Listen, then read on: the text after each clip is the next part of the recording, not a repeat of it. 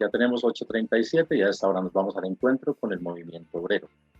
Quiero saludar a nuestro compañero fiscal de la CUR, Fabio Arias Giraldo. Fabio, buen día.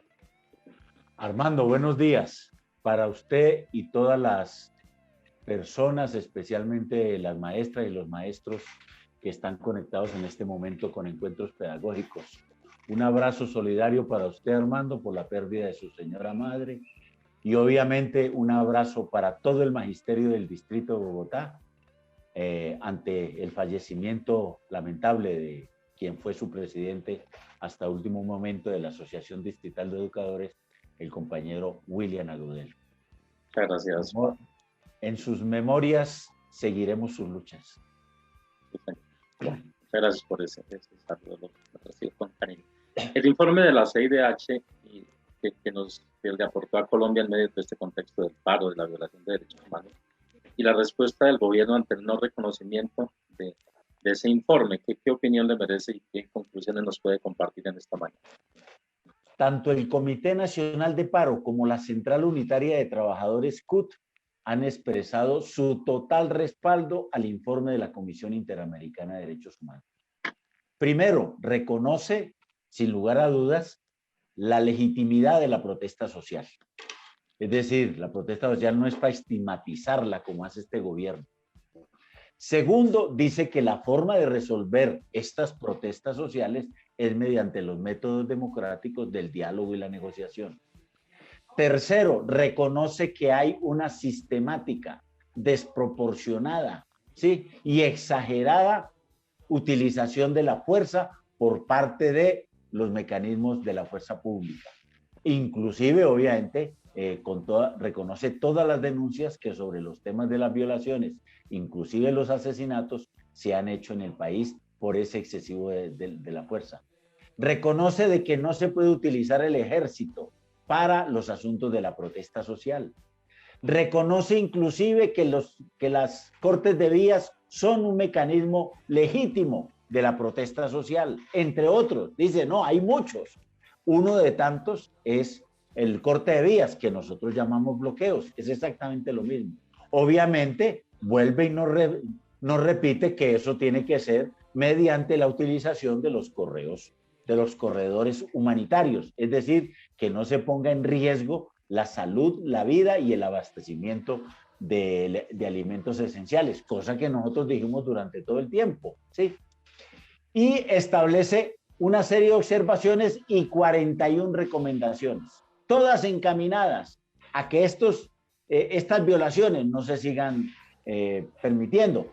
Para poner ejemplos concretos, dice, la policía y el ESMAD tienen que salir del Ministerio de Defensa en concreto, ¿sí? Sostiene evidentemente que hay que buscar el diálogo y la negociación, son recomendaciones de ellos, ¿sí? Tercero, que la brutalidad policial y el uso de las armas no puede ir, etcétera, etcétera. Es decir, todo lo que nosotros hemos reclamado al respecto, ¿sí? Por tal motivo nosotros lo respaldamos plenamente. Y por último, dice que hay que hacer, que va a establecer un mecanismo especial de seguimiento a Colombia por la cuestión de los derechos humanos. Un instrumento especial, ese es simple y llanamente un mecanismo interno que tiene la Comisión Interamericana de Derechos Humanos, donde pues dedican unos esfuerzos, tanto materiales como humanos, para que se haga ese seguimiento. La presidenta de la Comisión Interamericana de Derechos Humanos, Antonia Urréjola, ha dicho exactamente que le van a proponer al gobierno que se haga una mesa de diálogo entre la comisión y el gobierno para hacerle seguimiento. ¿Cuál ha sido la respuesta del gobierno? Totalmente desconociendo el informe, ¿sí? Uno diría, y si lo iban a desconocer, ¿para qué autorizaron entonces la avenida? ¿Sí?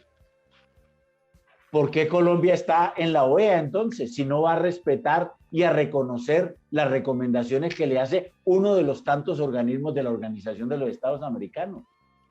Al señor Duque le parece muy bien que este instrumento que tiene la Comisión Interamericana de Derechos en Venezuela está muy bien, pero en Colombia no.